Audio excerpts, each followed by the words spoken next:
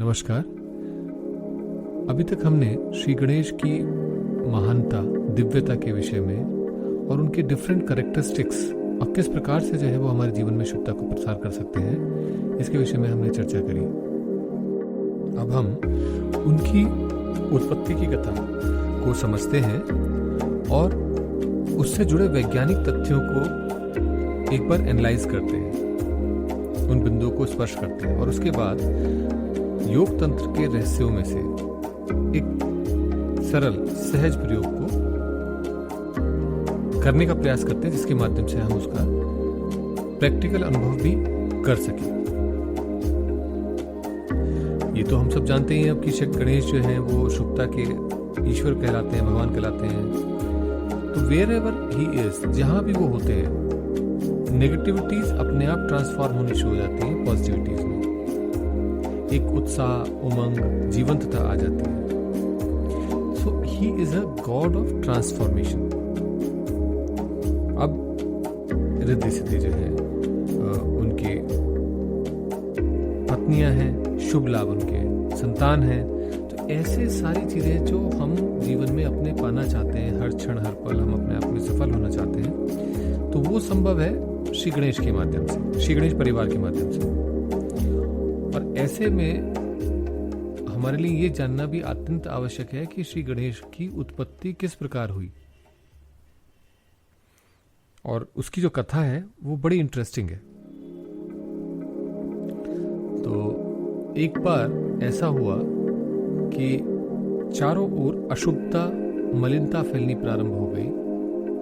और ये हमेशा ही होता है कि पॉजिटिविटी और नेगेटिविटी के बीच में इम्बैलेंस कभी भी आ सकता है। कभी पॉजिटिविटी बहुत ज़्यादा हो जाती है, कभी नेगेटिविटी ज़्यादा हो जाती है। तो ऐसे ही एक समय पर बहुत अशुद्धता, मलिनता जब बढ़ गई और पीक पे पहुंच गई, तो शिव जी ने उसमें बैलेंस लाने के लिए, सुधार लाने के लिए वो अपनी समाधि में चली गई। अब देवी अकेली रह गई। तो देवी पार्वती ने ऐसे में एक दिवस जब वो अपने शरीर को शुद्ध कर रही थी, उपटन लगा करके, उपटन जो है एक देसी सूप कह सकते हैं आप, जिसके अंदर हल्दी होती है, तेल होता है, आटा होता है और ऐसे इंग्रेडिएंट्स होते हैं आयुर्वेदिक, जिसके माध्यम से शरीर की एपिथेलियल सेल्स को काफ़ी अच्छा उस पर प्रभाव पड़े और उनका रिवाइटलाइजेशन हो जाए। एक प्रकार से त्वचा पूरी तरीके से चमकने लगे, अंदर से जुड़ सके।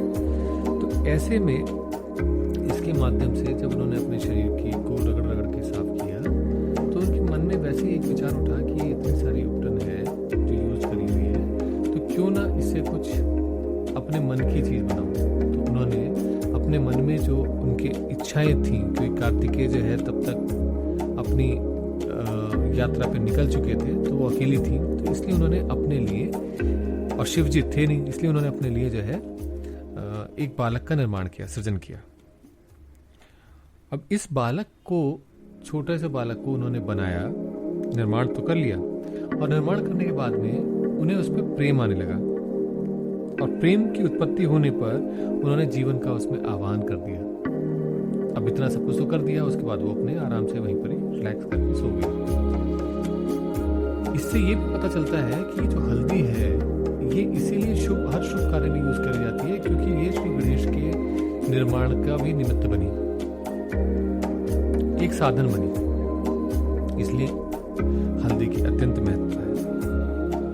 अब देवी तो सो रही थी, तो ऐसे में जो तत्व है वो देवी के भाव मात्र से ही सक्रिय हो गए, और उस बाल आकृति में चेतना का आलोड़न विलोड़न होने लगा, और कुछ समय में ही उसमें देवी के संकल्पानुसार जीवन का प्रादुर्भाव हो गया। वो बच्चे ने आंख खोल ली, और जब देवी उठी, जागृत हुई, तो उन्होंने उस बच्चे को देख करके वो आनंदित हो गई, आनंदमग्न हो गई, उन्हें महासुख की प्राप्ति हुई। और प्रकृति जब महासुख में हो, तो सारे संसार में प्रसन्नता, शुभता का संचार अपने आप ही स्वतः ही प्रारंभ हो जाता है। देवी ने अपने इस पुत्र को, जो विशेष था, उसका नाम रखा विशेष नायक, विनायक। अब इस प्रकार से श्री गणेश का एक नाम हुआ विनायक। इस उत्पत्ति की कथा में, श्री गणेश की उत्पत्ति कथा में बहुत रहस्य हैं। एक सरल रूप में इसको जो है अगर हम वैज्ञानिक तथ्यों के साथ समझने का प्रयास करें तो 6 तत्व यानी 5 तत्व महाभूत, पृथ्वी, जल, अग्नि, वायु, जिनसे मिलकर के हमारा शरीर बना है, और छठा मन। इन 6 चीजों को, 6 तत्वों को अगर हम एक साथ कर देते हैं तो संभावना बन जाती है जीवन की, जो हमारे अंदर भी बनी है। इसी कारण से हमारे अंदर ये सब कुछ है। और शरीर में उस श्वास से शक्ति का जागरण होता है, तथा प्रश्वास से हमारे अंदर नेगेटिविटी जो है वो शरीर से बाहर निकल जाती है। हम सब जानते हैं, कभी भी आपने अगर प्राणायाम के प्रयोग करे हों या श्वास प्रश्वास पे थोड़ा ध्यान दिया हो और उससे रिलेटेड किसी ने कुछ गाइड किया हो, तो आपने देखा होगा कि सब ये कहते हैं कि हम अपने अंदर एक गहरी आनंददायक श्वास को भरते हैं और ब्लैक ग्रे कलर की नेगेटिविटी को प्रश्वास के साथ यानी एक्सेल के साथ बाहर निकाल देते हैं। अब धरती क्या करती है, यह वातावरण क्या करता है, इस सारी नेगेटिविटी को ये रिसाइकिल कर देता है। अब आप ये कहेंगे कि ये ऐसा कैसे हो सकता है, तो अगर आप देखें तो जितना भी पशु पक्षी एक्सक्रीशन भी करते हैं, वो सभी कुछ धरती उसको खाद में, फर्टिलाइजर में कन्वर्ट कर देती है। यही फर्टिलाइजर फिर पौधों के विकास के लिए, प्रजनन के लिए, उनके बीजों को जमीन में पड़ के फूट के उनका विकास होने के लिए बहुत अधिक आवश्यक होता है। तो धरती सभी कुछ को कंपोस्ट कर देती है, रिसाइकिल योग्य बना देती है। उसे पुनः जीवन के सपोर्ट में क्या उससे संभावना बन सकती है, उसको उजागर करती है। अब आप एक चीज और पूछ सकते हैं कि वो क्या इसको जो है रिसाइकिल कर देती है, तो क्या वापस देती है? तो वापस ही देती है, और हम सब में भी देती है। तो कैसे होता है ये? अब सिंपल सा उदाहरण है, समुद्र की बीचेस पे जाइए, आप देखेंगे कि लहरों में आपने कुछ भी फेंका, वो थोड़ी दूर तक पानी में तैरता है और उसके बाद में वो लहरें उठा करके उसे वापस तट पे फेंक देती है, जहां से वो फेंका गया था समुद्र में। तो इसी प्रकार से धरती भी रिसाइकिल कर देती है और उस कंपोस्ट को पुनः वापस दे देती है। तो इसका अर्थ ये हुआ कि हमारे अंदर धरती से जो भी हम नेगेटिविटीज दे रहे हैं, धरती उसे रिसाइकिल करेगी और हमारे अंदर पुनः उसकी पॉजिटिव फॉर्म जो हमें ताकत दे, हमारे अंदर क्षमता को बड़ा निर्माण करे, वो पुनः हमें प्राप्त होगी। अगर ऐसा है तो इसको हम और थोड़ा सा स्पष्ट से समझें और ये जानें कि किस प्रकार से इस प्रयोग को हम करके और अपना लाभ ले सकते हैं। तो वास्तव में ये पूरी समझ जो अभी हमने चर्चा की, योग तंत्र के एक सरल से प्रयोग में सिमट जाती है। आपको करना क्या है? उसके लिए आपको जो है इनहेल करना है और एक्सहेल करना है, यानी कि जो हम काम कर रहे हैं, जो सतत चल रहा है हमारे अंदर जीवन में, सांस का आना, सांस का जाना, तो हमें सिर्फ वही करना है। सिर्फ इतना सा करना है कि उसके अंदर हमें ये अनुभव करना है कि जब एक्सहेल करते हैं, जब प्रश्वास करते हैं, जब सांस निकालते हैं, तो वो ब्लैक और ग्रे कलर की जो नेगेटिविटी उसके साथ में जा रही है, वो सीधी पृथ्वी माँ के अंदर, धरती के अंदर एब्जॉर्ब हो जाती है। बस इतना सा हमें करना है। इतना सा करने के बाद स्वतः एक क्रिया प्रारंभ होती है, और स्वतः वो क्रिया क्या होती है? आपको सिर्फ धरती माँ की तरफ ध्यान देना है, धरती की तरफ जिसके ऊपर आप बैठे हुए हैं, खड़े हुए हैं, लेटे हुए हैं, उस पर थोड़ा सा ध्यान देंगे। तो जैसे आप ध्यान देंगे, आप हैरान रह जाएंगे कि वो जो नेगेटिविटी आप भेज रहे थे अपनी प्रश्वासों के माध्यम से, वो एकत्रित होकर के एक ट्रांसफॉर्म हो जाती है, एक गोल्डन बॉल की फॉर्म में कन्वर्ट हो जाती है, एक प्रकाश पुंज के रूप में, एक छोटी सी बॉल, गेंद जो कि गोल्डन कलर की लाइट से, प्रकाश से भरी हुई है, ऐसी हो जाती है ट्रांसफॉर्म। और वो उसके बाद में वहां से धरती से निकलती है, क्योंकि वो वापस भी दी जाती है, और वो निकल करके हमारे शरीर में प्रवेश करती है। अब ये भी एक रहस्य है, इसको भी हमें समझना चाहिए।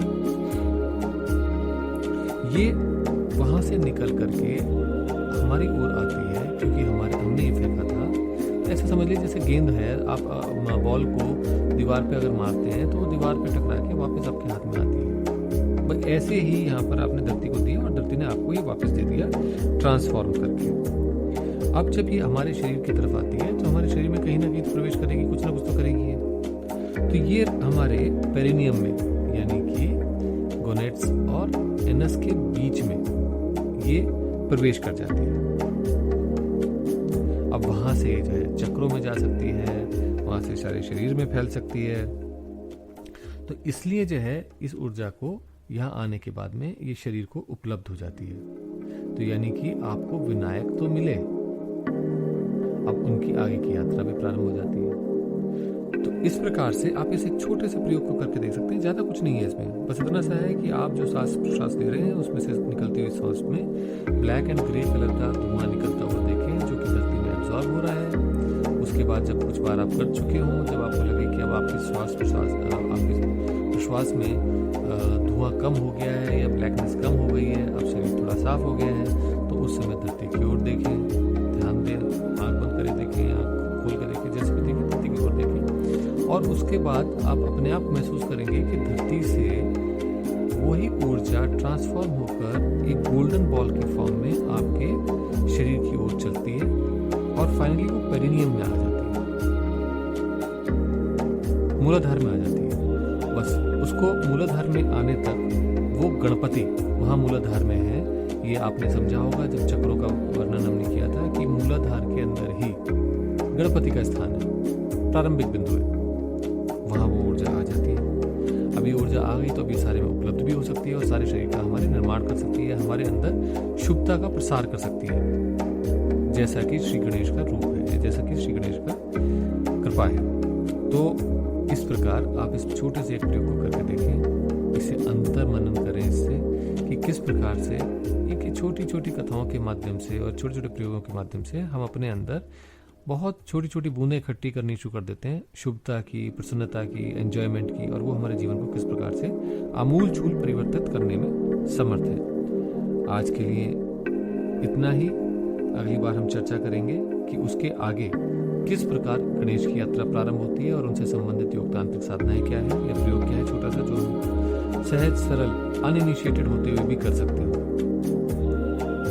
आप सभी के भीतर उस शिवत्व को मेरा नमन, नमस्कार।